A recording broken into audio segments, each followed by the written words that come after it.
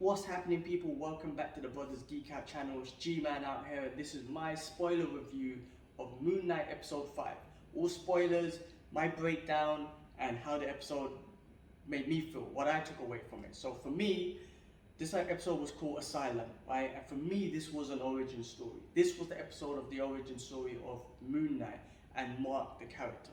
And I love the way they did this, because this is something that you probably see in the first episode, or you probably see it as a flashback to show how he became Moon Knight, how his personality, how he had this disorder of multiple personalities and whatnot. But I love the way they did this, because this was the episode which he was making peace with that. You know, I think they kind of blended that in with the fact that he's making peace and finding balance to go through the afterworld and whatnot. So I found that I love the way they did it. Listen, I'm not an expert storyteller, but I just like that. It just wasn't the typical flashback or origin story or whatnot. So I thought it was great. For me, I took away from this episode was his trauma history and how he developed an alternative personality, which was Stephen. Stephen's character was to live in a life of denial of his mother's rejection and abuse. The scale only balanced when the personality of Stephen was killed off. This shows the imbalance in his mental health. That's what I took away. Discussing it with my missus, she deals with she does like counseling and stuff like that. So she's a bit aware of kind of people with mental stabilities and whatnot. So she kind of helped me with this kind of breakdown. That's what I take away from it. I kind of like the way that they did this.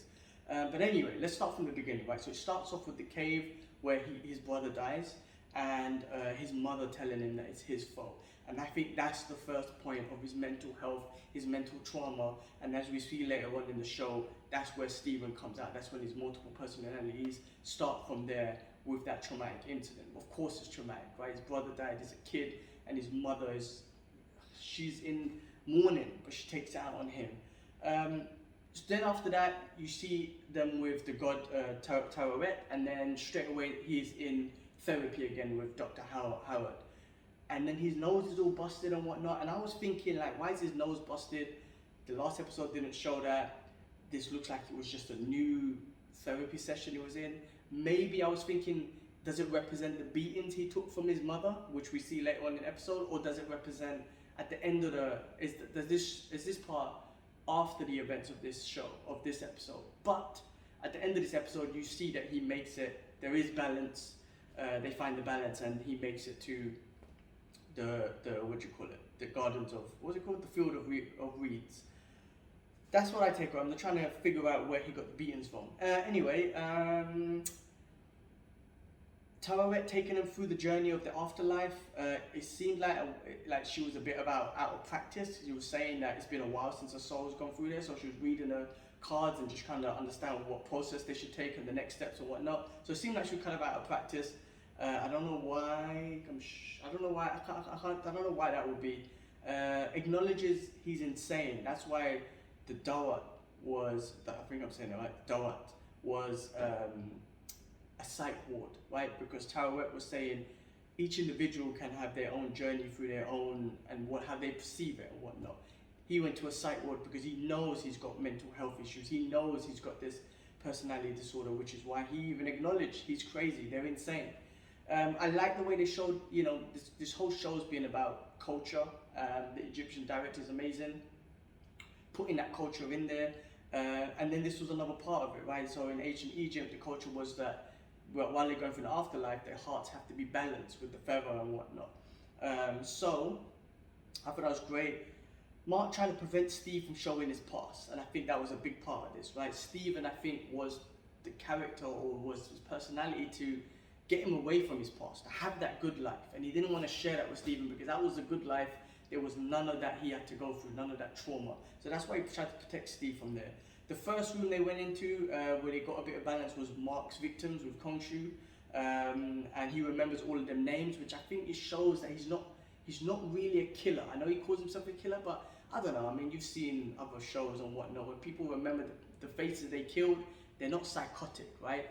Unless you're the Punisher or something. I'm sure he don't remember none of his victims because he has no guilt, right? I'm sure if Ghost Rider gave Moon Knight or Mark stare of death or whatever it was, the one that you repent your guilt, he will lose. Whereas a Punisher, he don't give a shit, right? It's just my thing. So Mark cares for his victim. That's why he remembers them, but he remembers them by location. Notice he said Dubai, New York, and whatnot. Also, his brother's mental health. Maybe Steve is away from getting away. So as I mentioned, I think Steve is away from getting away from his mental health and what happened to his brother. Scales balance more face as he faces his traumatic past. His brother Randall, his little bro, so that is where it all starts. There was in there, he said latest Gators when they said they were going to the cave, and that's what he kept on saying to his mum on the phone, right? Latest Gators. The movie Tomb Buster, they used to play that as kids, so that could be something that Mark made up as Steven, because it's the game they played to preserve that bit of happiness. Because he was happy when he was playing with Steven. They used to play that game, the Tomb Busters, and he called his little brother Steven and whatnot. So I think that's who he became, just to kind of preserve that happiness he had. They showed a bit more of his religious side.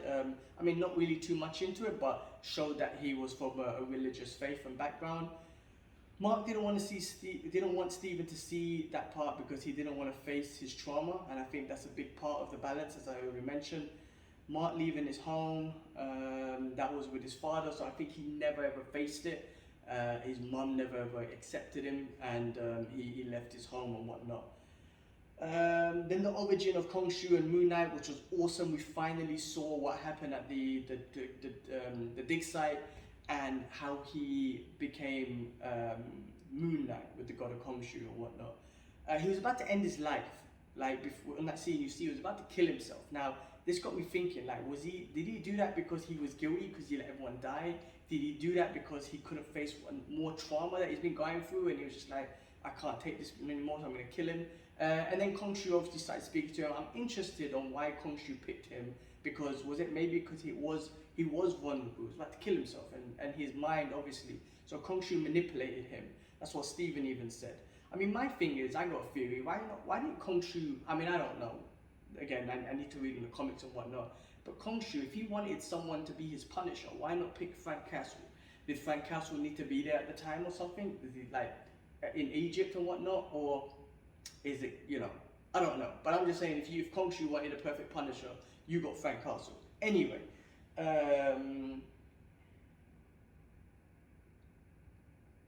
what have I got? Tara, it seems like she knows what's going on. So when you went back, after that scene, we started seeing all the souls coming in. So it's already in the background that we're not seeing, right? Which is what happened where Hera and Layla and them lot are in the tomb and whatnot. It seems like Hera's opened up the tomb for Ammit. So we're not seeing that. Maybe we'll see it in the next episode. But right now we've seen that it's open. That's why we see those souls coming through. Possibly Marcus created Dr. Howard to help him overcome and face it, to open up to Steven, because that's what ultimately needed to be done for him to bring balance. So maybe he made up Dr. Harrow, which is obviously what he has done. I'm interested on why it's Dr. Harrow after everything that they're going through. But one thing I noticed when he went back to the therapy session, his nose was fixed. Like, there was no bruising and whatnot. So again, it's jumping into scenes and jumping into things, different scenes and whatnot. The water, when you have this water and he was kind of going into Steven mode just before they go into another memory of when he does get the beats from his mother, the water was shaking. So maybe that's showing that they're still on the boat, right? So even though he's going through this therapy in this session, and maybe he needed this to kind of overcome and go through this, the water was shaking. So I feel like they're still on the boat, but it's just another part in his head that he's at. We see at that moment, Mark didn't want Steve to see, but we see at that moment that Mark created Steve when he was a child, and Steve just realized then that he was the one made up. He's not the real one, and it's Mark. But maybe that's what they're showing us, but you never know. The point of Steven was not to see the past, to live a normal life. I think Mark did not want Steven to see his past, because Steven was his getaway. Steven was his character to have the normal life, right? Not to feel this guilt, not to feel this trauma. So he didn't want to see. Mark was kind of protecting Steven in a way, so couldn't see that. He had to go through that trauma, and he can still live that life. That's what I'm thinking. What else we got here? When there is no fear, Stephen Grant has. When there is no fear, Stephen Grant has no fear. No, what was that? Don't fear, Stephen Grant has no fear. Something like that. Anyway, the quote from the movie. But if you notice, Stephen has always been the one that's scared throughout the whole time. So it's interesting that he'll pick Stephen to get away and characterize him as the fearless character. But he has always showed fear, as we've seen in the show. But maybe it's fair to, like, he's shown fear to like real life situation that's going on. But maybe he's doesn't show fear towards the trauma that they've been through in the past. So maybe that's what it is. That's where he's fearless and whatnot, and that's why Mark made him up. Yeah, so it's interesting as well, when they were in the room, Mark turned into Stephen, right? And then his mum comes through the room, she picks up the belt, and then she was best about to beat him. Stephen, the grown-up one, was saying, what happens? I want to see what happens, I want to see what happens. But if he just turned into Stephen and then took a beating, and Stephen, the older one, doesn't know what happened, then maybe straight away Stephen switched back as a kid to Mark, and that was Mark protecting Stephen. So Stephen's a character who doesn't know anything about the trauma. So it's interesting how we switched there, I think. And then Stephen didn't know what happened in the room, and then he went back into the therapy room as Stephen, so he finally opened up to Stephen. Stephen finally had this conversation with Howard. I think there was a funny Ned Flanders little comment there, which was actually hilarious, because Ethan Hawke looks like Ned Flanders. It's freaking awesome.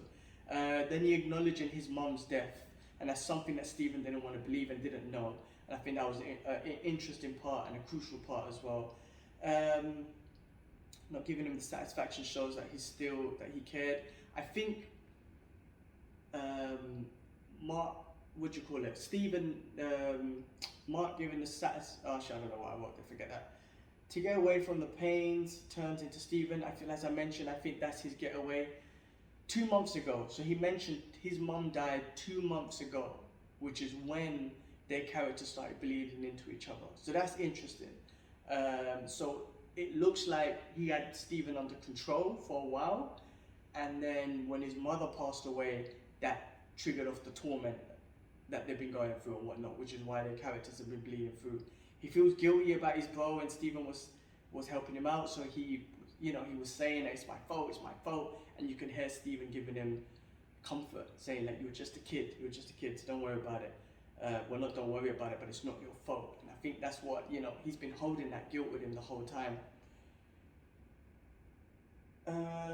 Unbalanced souls of the Doat to claim theirs, acknowledge he is the same person. Okay, so I think that last fight scene, when they didn't make it right, they couldn't balance the souls in time, and then some of the unbalanced soul from the Doat was coming to claim their soul.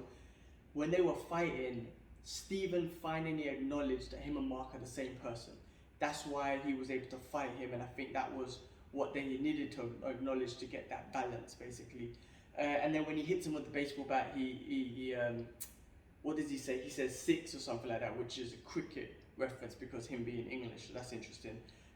When Stephen was hiding and he realized he could do it, again, that was a realization that him and Mark are the same person. So him acknowledging this to help Mark, and then Stephen dying was to help build balance with the scales.